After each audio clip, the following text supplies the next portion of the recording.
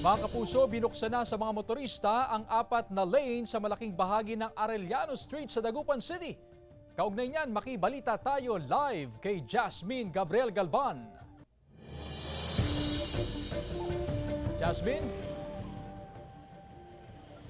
Chris, malapit nang matapos yung mga kalsadang ginagawa ng DPWH dito sa Dagupan City. Kasabay niyan ay pinapayagan na ng poso yung mga motoristang makadaan sa kalsadang tapos na sa curing period.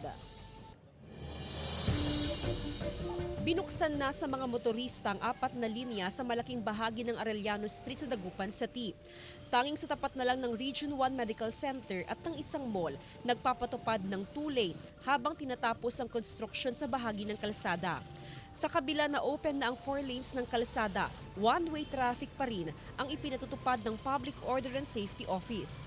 Yung iba tapos na, kaya one way pa tayo doon kasi kung itutuloy natin yun, yung MH Del Pilar saka AB Fernandez, mostly nagpapa pa sila one lane pa kaya magkakagusot din tayo. Malaking tulong daw sa mga motorista, lalo na sa mga biyaheng bunuan areas kung magpapatupad na ng 2-way traffic sa Arellano Street. Kasi sa dami ng sasakyan ma'am, kaya yun, nagkakaroon ng masyadong traffic ma'am. Kung yung yung 2-way ma'am, medyo maiwasan yung traffic. Ayon sa poso, kaunting panahon na lang ang hihintayin ng mga motorista.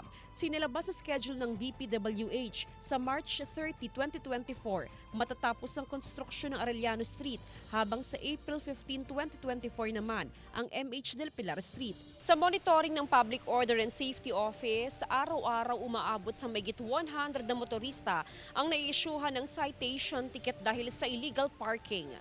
Panawagan ng poso sa mga motorista na sundin ang mga umiiral na batas trapiko sa Dagupan City.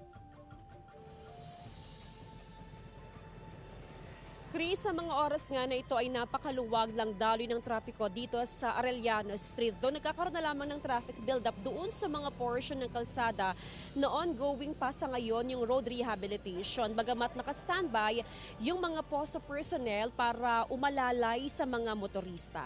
Chris? Maraming salamat, Jasmine Gabriel Galban.